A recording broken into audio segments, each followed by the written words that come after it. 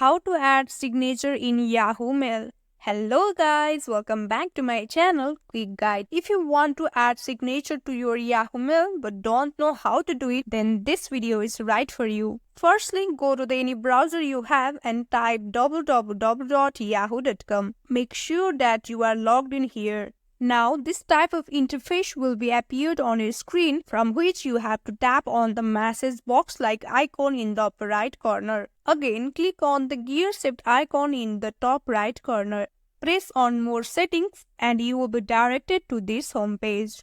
Here, you will see the different options in the left side, from which you have to tap on Writing Email option. Now, tap on the Signature option and enable it. And here you have to add your signature as your preference. It can be any text or links or anything you want. And that's it. This is how easily you can add signature in your Yahoo Mail. If you find this video informative and helpful, don't forget to like the video and subscribe to my channel. We'll see you on next one. Till then, stay tuned. Bye-bye.